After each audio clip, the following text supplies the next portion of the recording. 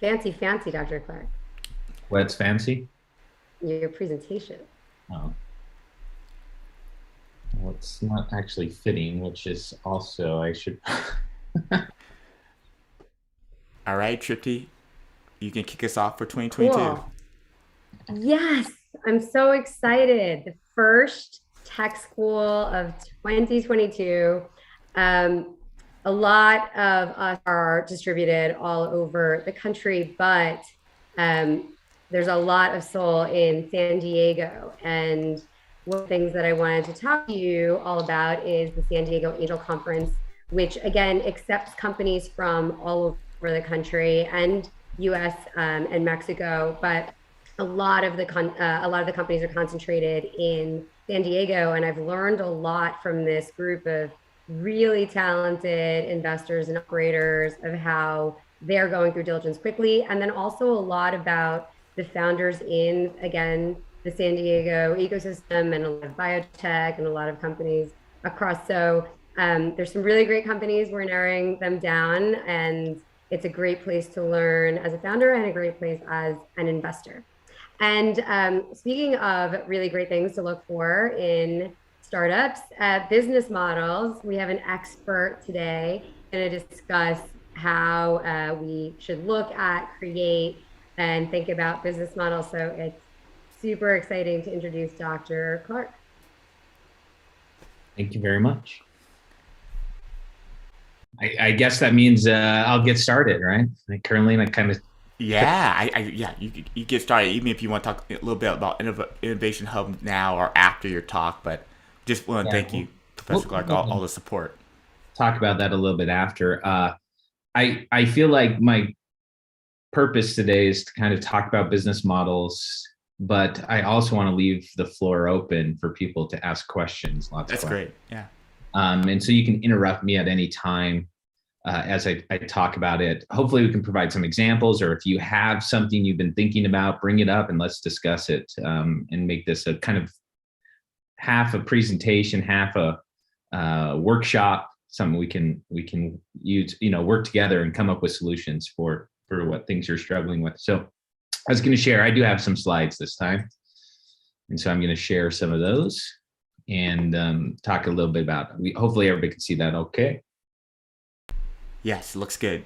So to start off, before we get into talking about maybe the business model canvas, I just wanted to just give everybody kind of this high level view of business models and just try to understand them as best as we can, so that as we go about talking about what we're trying to accomplish as an entrepreneur, that we have that basic understanding of what a business model is. Well, really, when we start out as entrepreneurs, there's a couple components that are essential to that initial idea. One, there's a market, there's people, there's customers, there's some group or individual that has a need. There's your product, your service, or what we would say is your solution, and then your business model. And your business model is really what separates you from other types of inventors or researchers. It's just a different way of deploying your solution than maybe other models. We'll talk a little bit about that. But in reality, what makes you an entrepreneur is creating a business model. If you just invent a new product or service, you might be an inventor, you might be a researcher, you might be some, an engineer, a designer. But really, when you become an entrepreneur is when you attach a business model to that solution. And the solution or the business model is really described as the way in which you create and deliver and capture value with your customers. And so there's three components that you really consider about a business model. Number one, the business model explains how you create value. And so it's kind of interesting here that they don't necessarily talk about products or services directly. It's not how you create your products, not how you create your service. It's how you create value, because the way in which you do that can be very complex and so forth. And so product might only be a portion of how you are creating value for your customers. But the first part of a business model is all about creating the value. It's about building the solution. It's making that available. Second is, how do you make that available to your customers? How do you deliver that to your customers? And then the final thing is this capture of value. What do you exchange for it, right? In typical scenarios, we exchange money for our value. And when we think of dollars and dollar bills, right, they just hold value. So in a sense, all we're doing is swapping value. Money is just a store of value. We give a product that a customer values. They give us a store of value in terms of money. So really that business model fits those three components, and it's really looking at how we create, deliver, and capture. Now, capturing is a little bit, it might be in terms of, there's some other different types of revenue models and things like that you build into your business model to capture that value, right? So some people might have monthly subscriptions, some people might do unit sales. Other people might, have time and material billings. Those different things are a way we might exchange and capture value. But overall, that's just what kind of that business model is. Really, if I was to describe entrepreneurships and what you're trying to accomplish, I always think of it as the questions of why, what, and how, right? Why is the market need? Why you're doing this? You're trying to solve a specific need. That's the why. The what you're doing is the solution, like that's the product. And then the how you do it is the business model. And so that's how I consider it. So when you're doing your 30-second pitch, or you're preparing a presentation for a venture capitalist, or whatever it might be, when you're talking to business partners, you really are describing the why, the what, and the how. Why you do it, what you do, how you do it, right? And most of the efforts that you're going to spend and probably the details that you're going to share with others is the how. It's the business model, right? Most people who you're, especially customers, for example, who have a need, you're not trying to explain to them their need. They understand the problem they're facing. They're looking for a solution. The solutions usually got to be pretty straightforward, because if it's too complex, then it takes too much education. There's a lot of cost to trying to explain a solution. And so that's sometimes difficult. But the business model is where you spend most of your time explaining how you're able to accomplish it. So that's kind of just give us a start. Another thought, and we're talking a little bit about value, right? The whole point is the exchange of value. And so value and the value you provide, these value propositions, are really what people are paying for.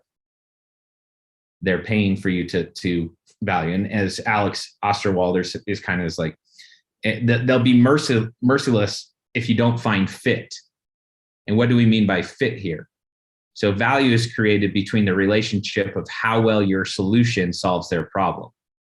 So if it has perfect fit, meaning it solves it 100%, then you have great fit and there's a lot of value. If there's less fit there, then the value is going to decrease. Right. And so you're going to be able to charge less. And it comes down to like, what is the need? How big is it? The more painful the problem is, the more challenging the need is, the greater an individual value a solution.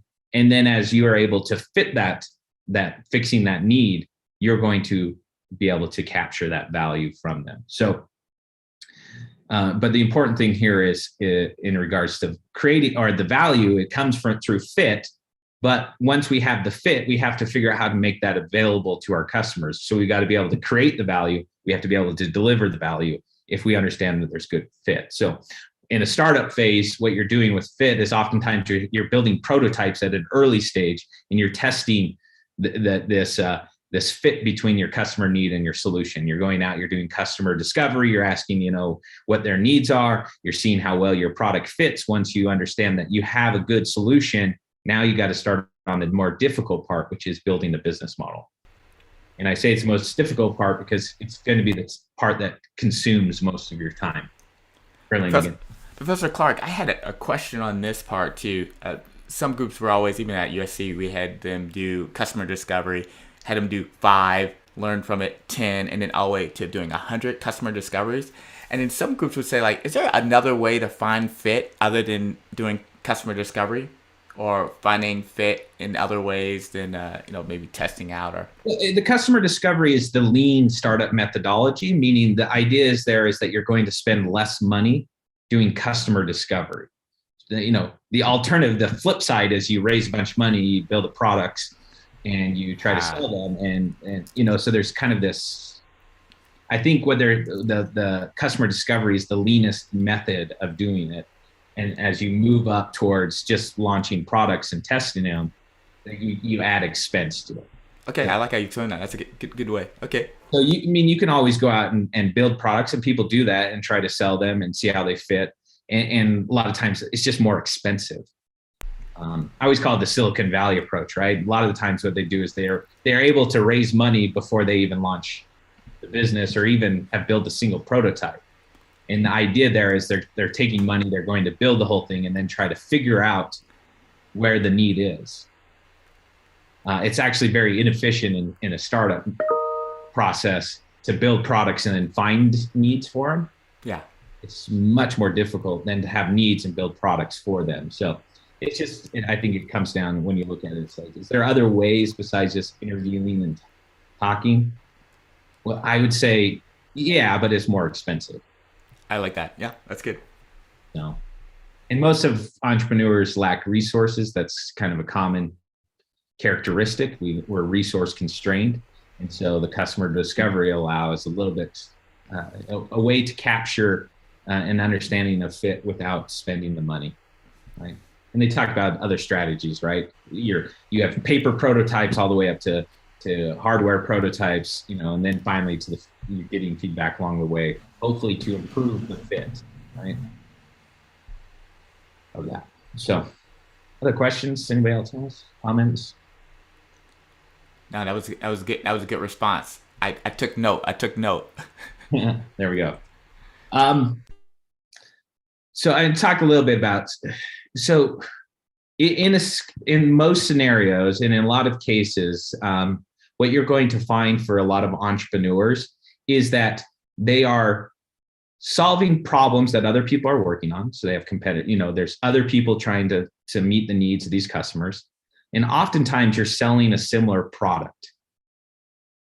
And those things are okay, right? I mean, Walmart, one of the largest companies in the world, top of there, right? They sell the same thing as the Target down the street or the Ralph's or whatever. They're similar. I mean, in a lot of cases, they're the exact same products, right? So one thing that I like to kind of talk about with entrepreneurs is oftentimes you don't have to come up with the most innovative solutions.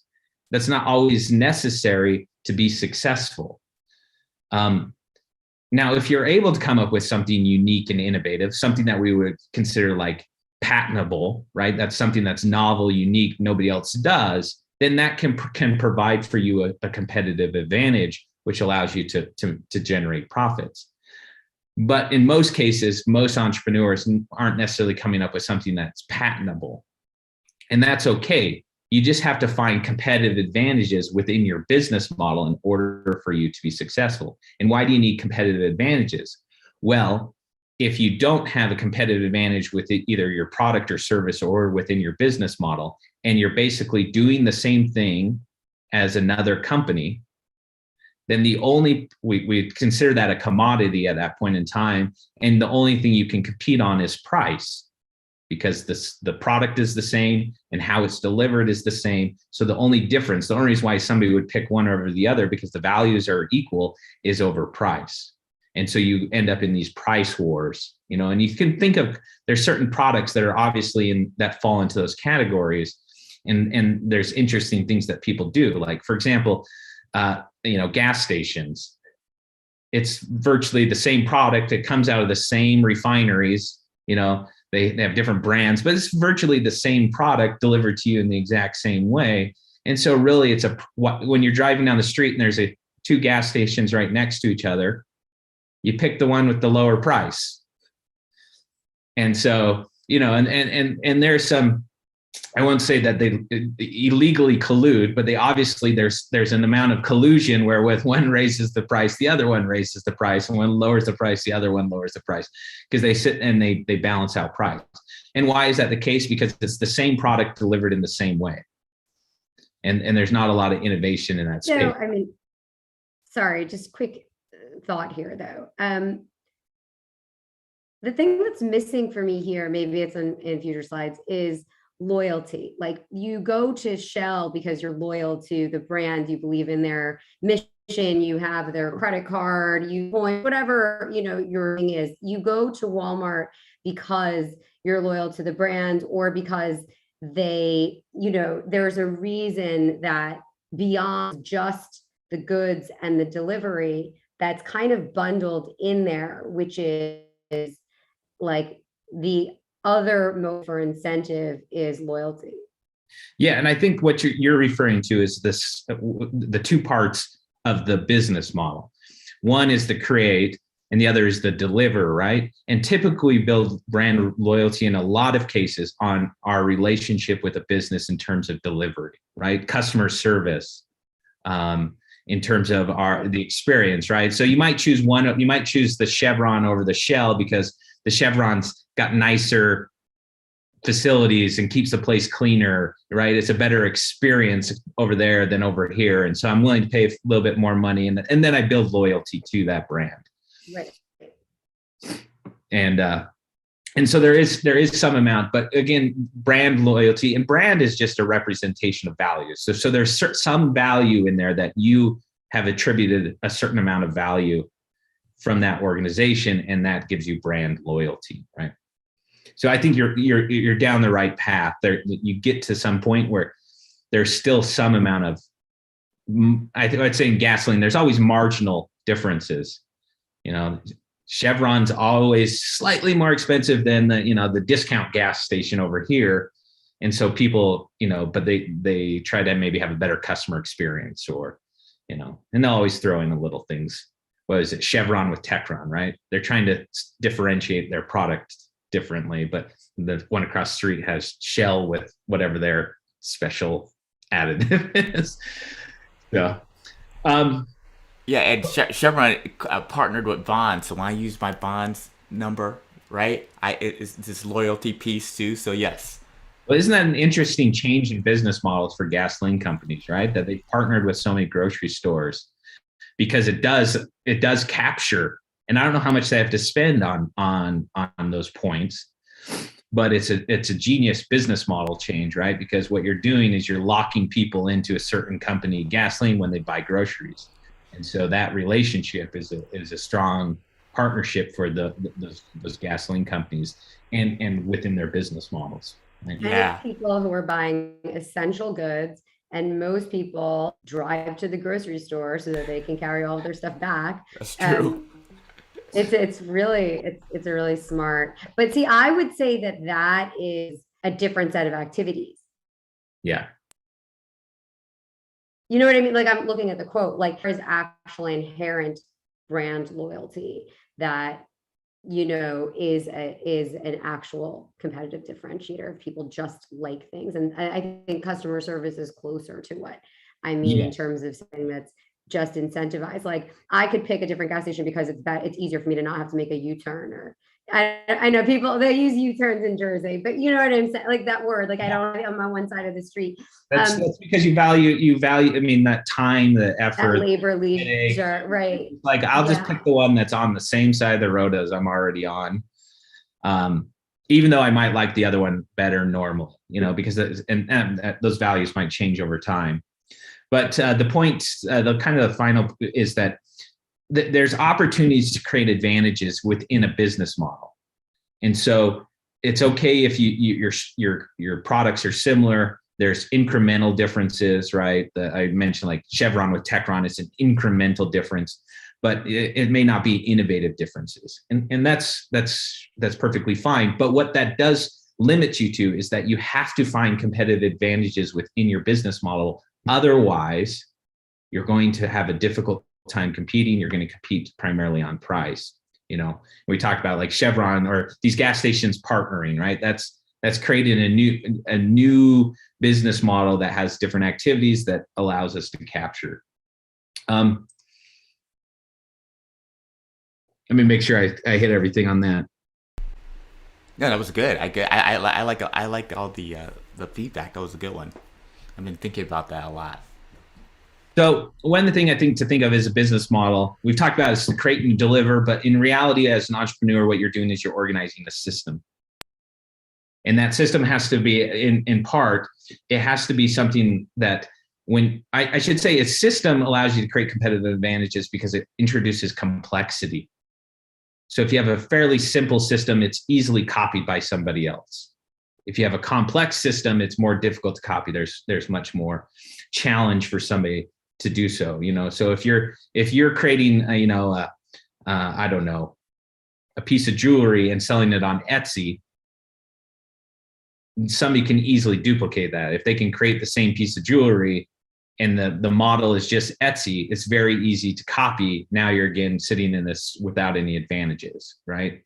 And now it's whoever has the best price is going to sell. And so a lot of times, like selling on Etsy's or these things where the model is very simple, it's easily duplicated by competition. And so adding amount of complexity into your system allows you to create some amount of advantages. And we see that, like, say, for example, retailers. Most retailers keep their supplier networks very private, because if you can duplicate their supplier networks, then you might be able to duplicate what they're doing, some of their products, some of the things they're offering. Now, that's not always the case. I think with today's culture of sustainability,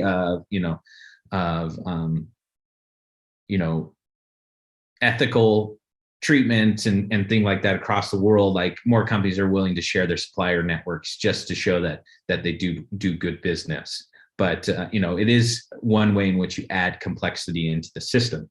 Second thing about a business model is it needs to be repeatable, meaning that one customer who goes through it, you can move multiple customers through this process, and they can get the same value out of it each time.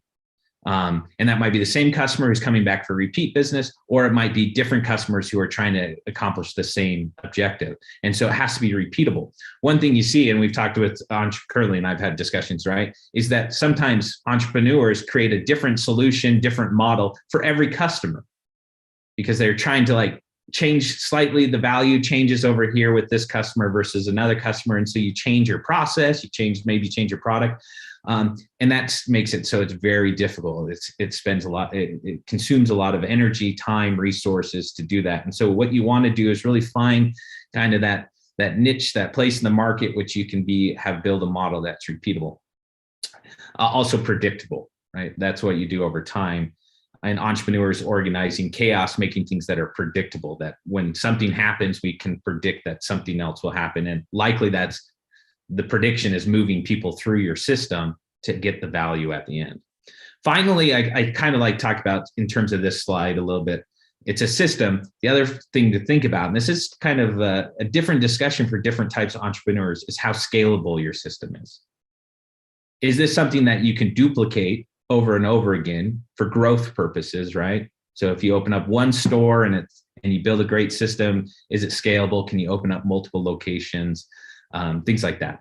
But that really is dependent a little bit on your choice. Are you looking for a lifestyle type of business, or are you looking for growth, kind of a hyper growth type startup, right? Because if you're looking for lifestyle, the choices, the assumptions, the things that you make about the scalability of your business is going to be different than if you're looking for a hyper growth company. Scalability and how you're going to set up these systems becomes a different type of challenge, because you have to consider the ability for it to be duplicated, for it to grow.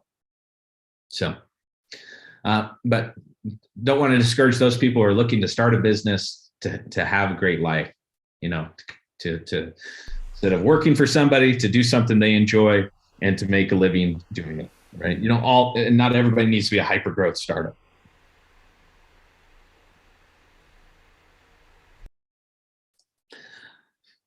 Talk a little bit complexity in systems. I like this by Elon Musk, right? It's really easy to actually oftentimes come up with an idea. It's really hard to build the business model around it. He jokes it's 100 times harder to build the manufacturing process for cars than it is to just create a car, right? If you're doing one. And why do you have to build a manufacturing process that work? You got to have the quality. You got to reduce the cost, speed up the delivery times. There's so much more complexity. And this is what makes, some of the things that Elon Musk does on the manufacturing side, on the create side of his business model, somewhat unique. Some of the things that they do in terms of manufacturing, right?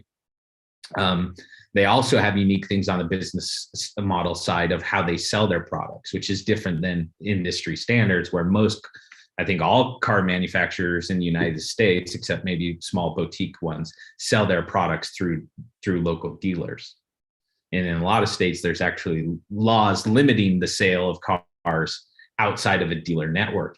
And so, but Tesla says, hey, the world's changed, and we can sell directly to consumers over the internet, and we don't need to have a dealer network to do that. And so there's some different value propositions that they are able to capture, which allows them to generate more profits and use I shouldn't say more profits, more revenue. Their profitability is all over the place sometimes, but that's because they're a hyper growth company. So why create complexity? Or how do we create complexity? Think of two parts. I think number one, you create complexity through technology. So think of the create side of business models with technology as it comes to some of the most successful businesses who have that, right? I brought up Walmart. I bring oftentimes the case, right? That Walmart is successful not because they can, they have these unique different products, right? The box of cereal you buy at Walmart is the same box of cereal you buy at Ralph's. So what makes Walmart one of the largest companies in the world? Well, the technology they developed within the create side of their business model, meaning they spent a lot of money invested in developing logistic networks that allowed them to get their product to their store and on their shelves for less money, for a lower cost than their competitors. So when they sell a box of cereal for the same price as the company down the street, Ralph's, they make more margin per sale because the cost to get it on their shelves was much cheaper. We would say in a strategy world, this is a low cost leader. They were able to get their products for cheaper, and it's through their innovation, their technology, the things they've done within their logistic networks, right? And so that's part of it. And so they compete in that regard. So technology plays an important part in creating competitive advantages. Now, what does that mean for you? Well, you need to always be looking for ways in which you can incorporate different technologies into your business that are hard for other people to duplicate. Now, in some cases, that may be something you create on your own, but it's also just implementing technologies that may be used in other industries or other organizations that may not have been adopted to fit your need. For example, I always, a company I worked with in the early stages startup, company called Lucid Charts. We might have talked about that. It's one of the things that's interesting is they create or their product, their solution is a diagramming software, which Microsoft Visio was the big player at the time. So what changed? Well, technology changes, right? And so what became popular a decade ago was cloud computing, right? To take things out of like the traditional load application onto your hard drive and run it to a cloud computing model where you do everything online. So the technology changed. So Ben, a friend of mine, he basically took the Microsoft Visio concept, right? And he introduced it onto a new business model, meaning we're going to do it through a cloud computing model versus the traditional, like buy a CD and upload it on your computer. And so because of that, the company was able to launch and be successful using new technology. Same thing like Uber, you would say with Uber, right? Uber really exists because the invention of the smartphone and the ability to access and connect to the internet from anywhere, that you're at with the technologies in the phone. So some of the technologies and things that are changing allow you to incorporate new things into a business model that may differentiate you from other people. Now, if you have any, of this technology that's exclusive to your business, that creates a very good competitive advantage because it makes it difficult for other people to copy. But even if you're just incorporating new technologies into your industry that your competitors are not doing, it's going to give you a chance to compete. And they're either going to have to copy you, or if they don't, maybe you're going to have an advantage for a much longer period of time. So what,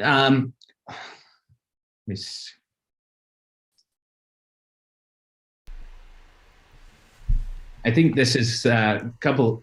I want to make sure I have some time to talk about business model canvas. But startups fail because they lack customers, but they also lack profitable business model. And I'm a little careful with the word profitable because there's a lot of businesses that aren't profitable that have successful business models, but it's a choice that they're not profitable, not because the business model is flawed, right? So sometimes some companies are outgrowing their profit. And that's we see in hyper growth companies. A lot of times they're not profitable because they're spending money on growth, but the business model functions. And if at any point in time they decide to slow their growth, then the profitability becomes greater and greater. And so, or you get to a point where you've grown so big that growing is much more difficult and profitability catches up. But why do you bring up profitability within it? Well, we remember there's two main components of the business model. You got to create, you got to sell. And so your competitive advantages, I always just think of two things. One, competitive advantage on the create side. The way to think about it is, can you get your product cheaper? I think that's the most helpful tip I could give you on the create side. Can you create value for less and incorporate technologies or new process, new systems, new ideas, new resources? If you can do that for less, then that's going to help you get an advantage. And second, on the right side of a business model, can you sell your product for more? So can you improve in the process, customer service, or the way in which it's delivered, or the value you can create within that to deliver and charge more? If you can do those two things, if you think about how can I reduce costs by incorporating new ways in my business model, how can I increase revenue by selling my, getting more value delivered to my customers, then the more likely you are to be successful, as long as there is a customer to begin with. It brings me a side note, and I find this a little bit important sometimes to talk about, is that when do we use a business model? Well, you have to have a customer who has an ability to pay. Oftentimes we look at problems that exist in the world and we forget, or as entrepreneurs, we forget that there has to be an ability to pay. And I get this a lot with my students. I'll give you an example. Like, a student might say, I'm interested, there's this huge problem with pollution in the ocean. And I say, well, whose problem is it?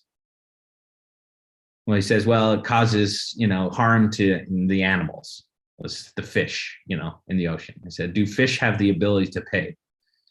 No, right? So in effect, a business model does not work with that simple analysis, does not work for solving that problem. More likely, we're going to use a different type of model, like a nonprofit, a charity. We're going to use a government type model, because those models work better in operation when there's a lack of relationship between an ability to pay and the need to be solved. So think about that with your customers. Who has the ability to pay is the only time that a business model works and can be your customer. So there's lots of instances where charities, governments, it makes more sense. We should be using those types of models. But in situations when there's clear relationship, then a business model is probably your best opportunity, because we can do it in this way in which it's sustainable over a long period of time, or feasible. Maybe feasible is a better word, meaning it can operate without loss of money. All right. One other thing I'm just going to mention, just kind of give you one more example. I've given this example before, Curling. We just talked about, like, what happens if you come across a drug that cures leukemia. You would say that the fit is pretty good, right? If let's just say cures leukemia without any side effects. It's a miracle drug, right? You a friend of yours invented it, right? So you have, I would say, almost perfect fit. If it's a drug without side effects, I'd say you have perfect fit for anybody who has leukemia, if you can cure their leukemia without any side effects.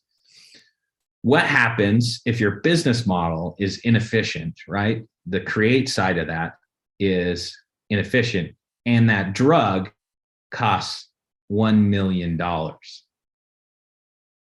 how many people have an ability to pay $1 million to have that need resolved?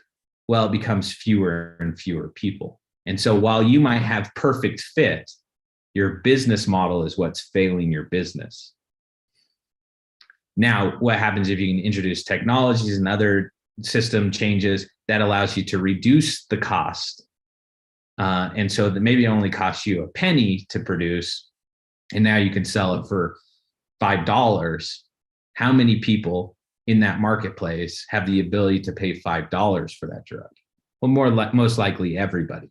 And so you have a business model that makes sense. Now, there's some simplicity to that, and in terms of what you would actually price it at, as business has profit, sometimes, depending on the founders, they might have profit incentives, in terms of how they relate to stakeholders and things like that.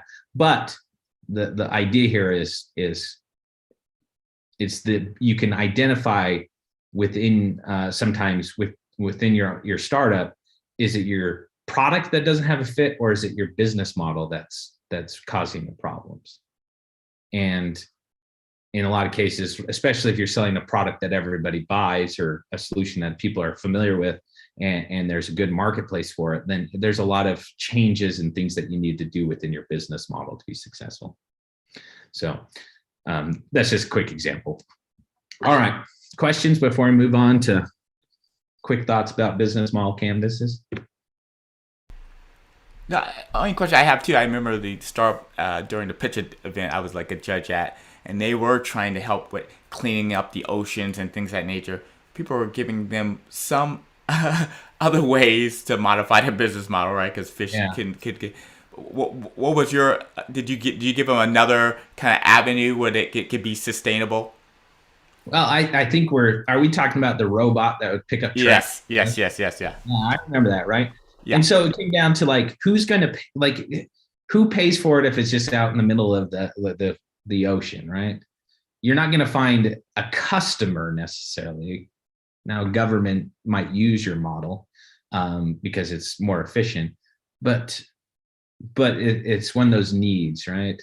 It's not really impacting individuals directly who need to solve it to some extent.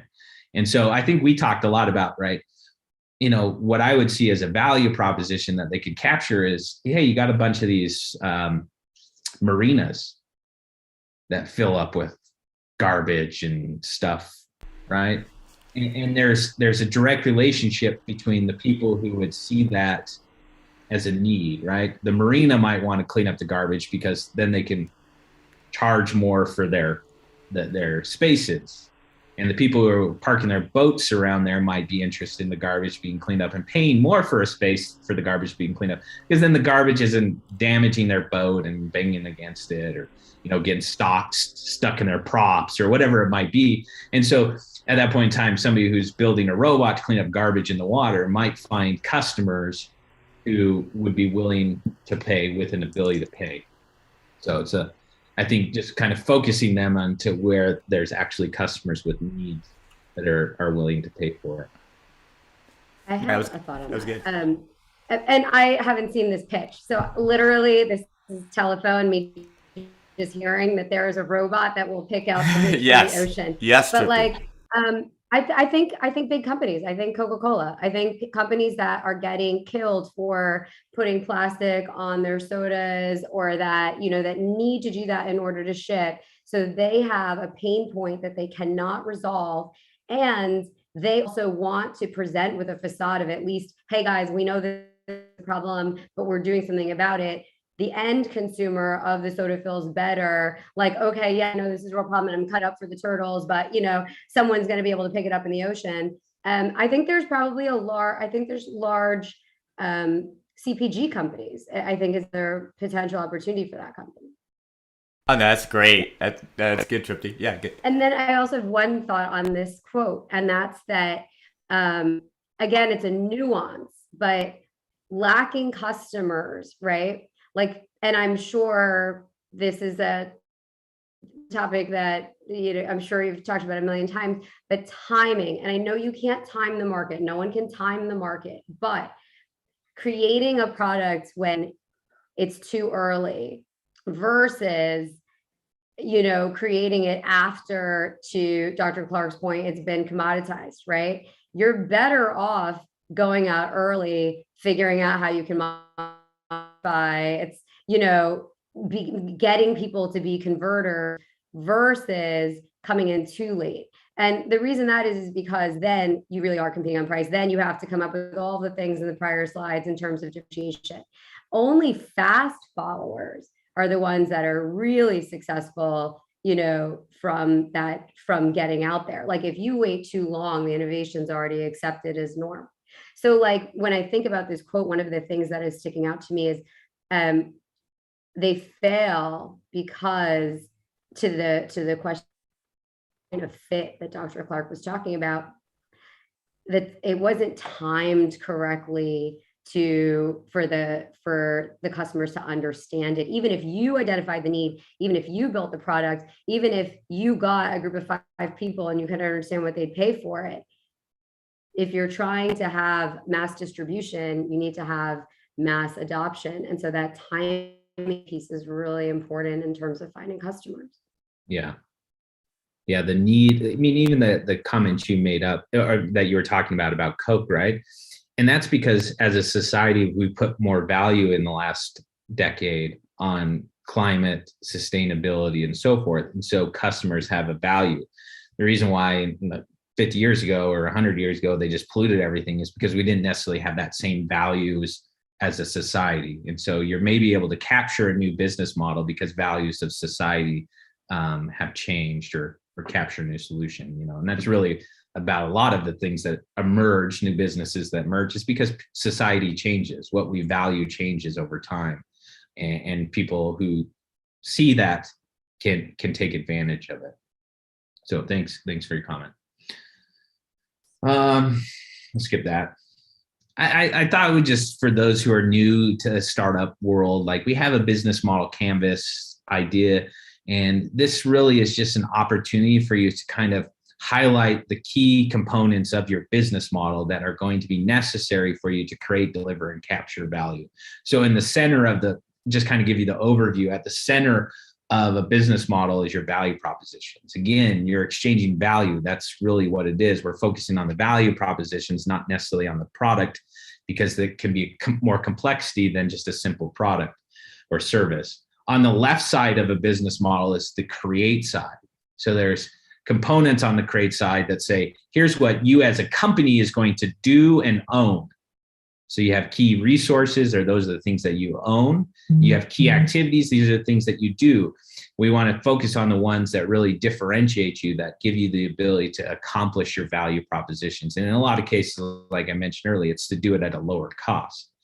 The other thing is the things that you don't do personally, the things that you don't own, you have to outsource if they're necessary for your business. And so key partners is the other part of it. So you have things you do, things you own, and everything else that's necessary for your business that you don't do or own yourself has to be done by an outside company. You have to have those key partners.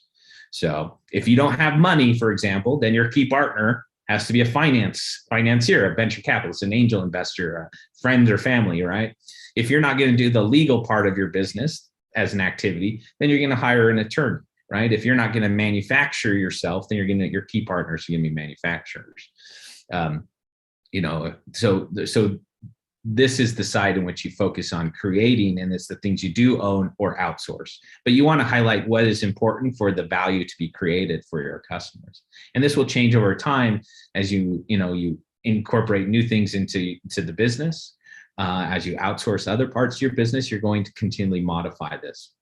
On the right side of the business model is all about how you deliver to your customers. So your channels, your relationships. How do you make this value accessible to your customers? And maybe a little bit to Tripti's point, you might have to teach them a little bit about what you're doing in those early stages, those early, what we'd say like bleeding edge companies. And so the whole point on the right side is to look at, is there a unique way, a way in which we can deliver our value to our customers where they're able to get access to the entire amount of value that we're providing, and that then we can exchange money for it. And so thinking through unique ways. So like Uber, Uber, they have key partners, for example. I'm sure Uber didn't go out and invent their mapping system. It seems like it would be a huge cost when they can license the technology from another company. So I think Uber might have originally, and they might do something different now because of the size, they might have just licensed the technology from Google. So instead of them creating their own maps, they just license the technology. It's necessary for the business to be successful, but it's easier just to outsource it. Channels, again, we talked a little bit about this, right? It's the invention of the iPhone, or not the, I mean, really was the iPhone that launched a lot of the smartphones. So 2007, right? Really gave them a new channel that nobody else was using, right? Because Uber could exist without the iPhone, but it would be the old model of distribution. And it'd be like picking up a telephone. I was listening to a comedian the other day. So you used to download, or you used to take the yellow books, which was just the downloaded internet at the time, and then you could look up a taxi service and grab it. Now you can just use your phone. But that was a new channel that allowed people to access the value Uber was providing that didn't exist earlier, for earlier companies. And so they were able to capture that. And we see people using similar models in different industries in terms of how they do that. But this is just overview of the business model canvas. Now, everything on the left side, sums down to expenses. So everything we do on the left side has a cost to it. Everything that's on the right side is designed to generate revenue.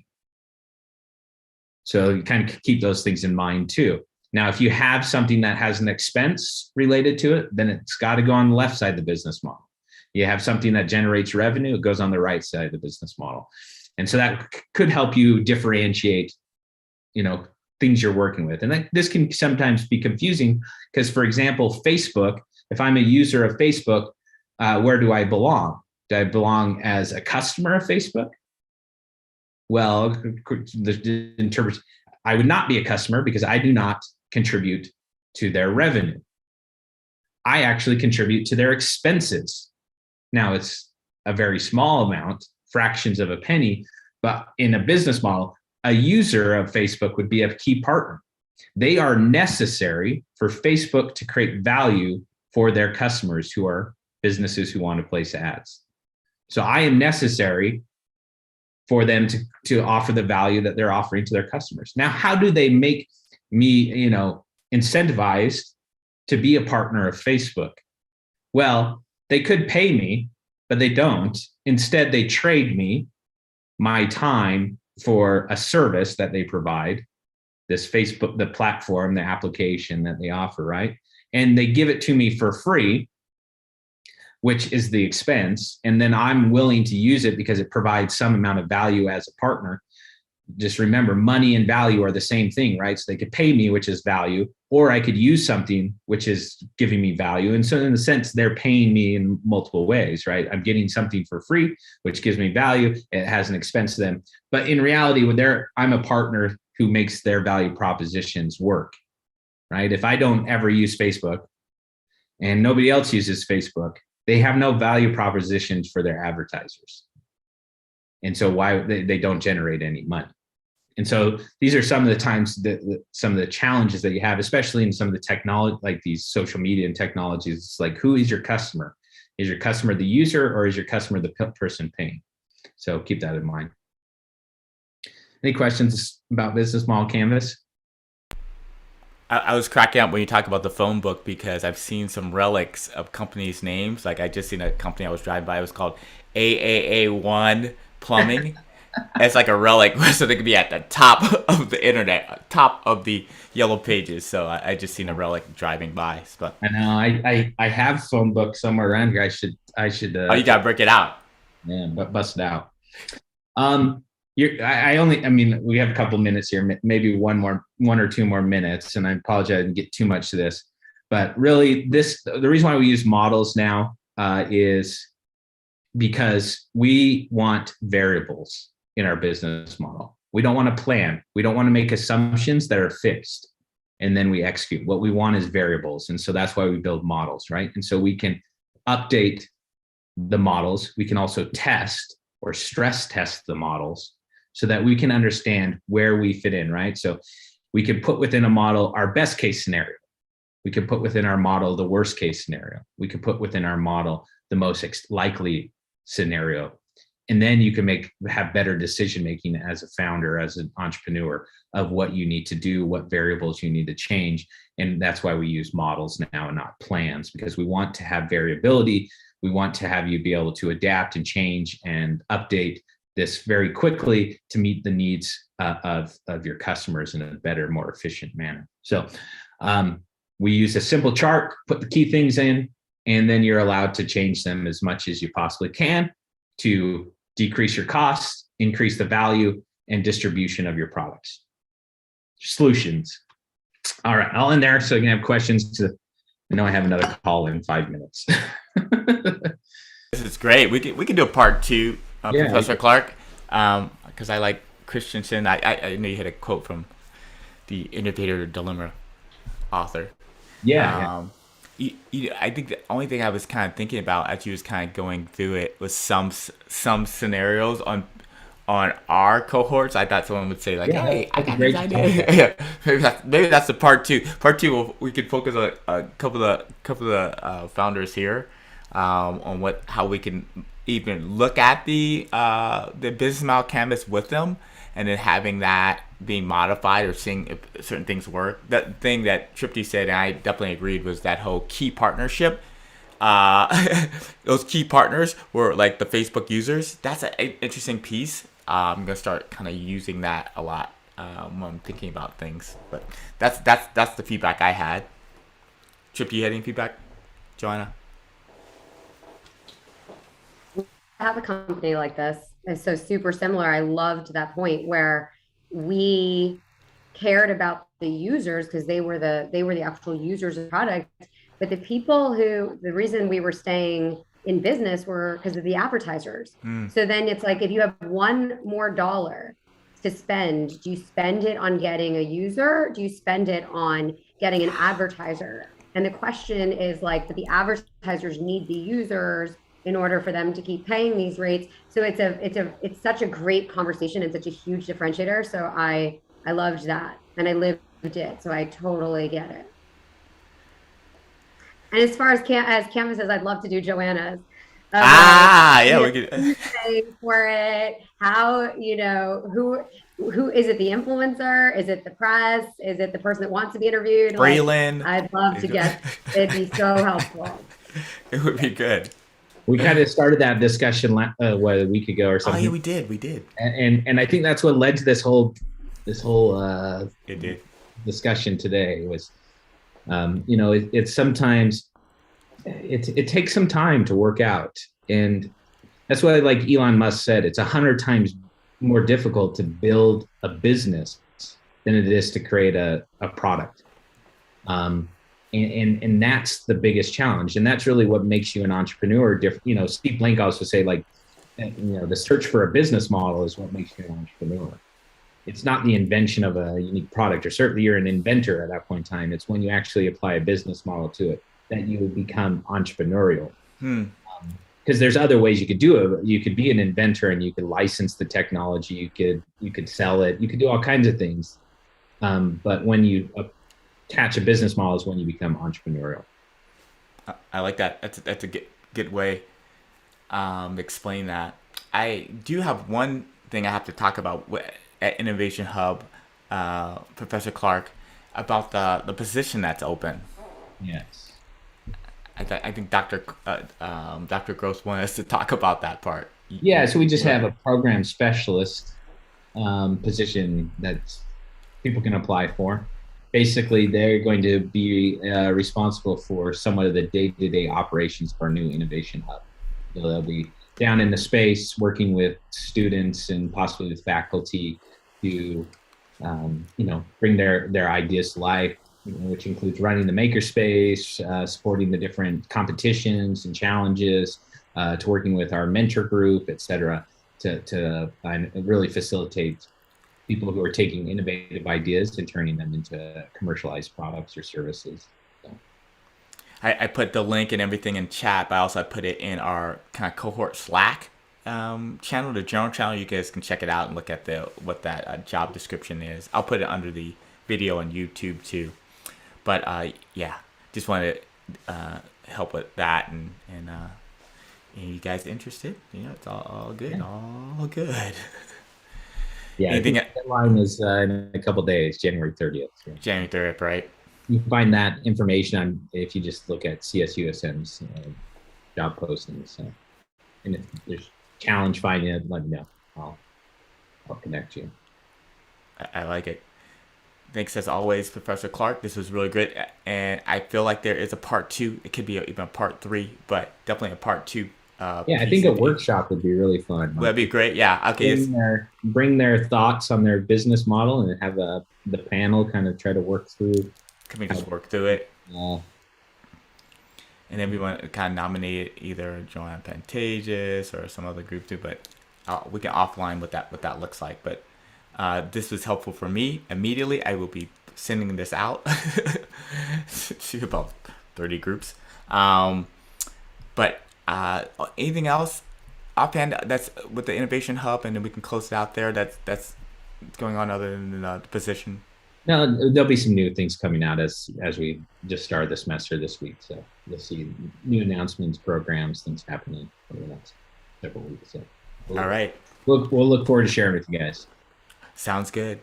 Right. Thanks, Trippy. All the feedback been solid. Even about the investment thing, we got to think about more what that is, and I'll be talking with Sylvie in the groups in the next few weeks. So we'll bounce off that. Oh, great. And then, Dr. Is it fair if I could just reach out to you, because I still want to do a competition at the Innovation Hub at CSUSM? Should I just reach out to you separately and we can have a conversation? Okay, yeah. I'll do that. We're happy to host. That's a great idea. John Pantages, thanks for having the origin story about Scenester and all that last week, and that kind of helped us guide us today on business models. Appreciate that, being transparent. And Sunny and Brianna, good seeing you. Even though I just see the still faces, but I like that. I love that icon that you have, that logo, Sunny. Thank you. Can you hear me, Curling? Yes, I can. Oh, okay, good. Can you put your office hour link in the chat? I want to talk about a couple things that have been happening. I totally can. I'll put it in the Slack so you'll have it. I'll put it in the general Slack. Is that fine? Okay, awesome. Thank you. Yeah, that's perfect. Can we all do the worksheets ahead of time before our next one, because then we could see Brianna's and Sunny's, and then we can have the canvas, right? Yes, I have a Fokcus version of it. I'll tag it. I'll pin it on your on general Slack. I have a Fokcus version of the business model canvas. It's the same, but has a little logo. That's a good idea, Trippy. Well, you guys, Happy New Year. I didn't really talk to a lot of people, but for 2022, and we'll see you guys all next week. Thank you. Bye. Bye. Bye.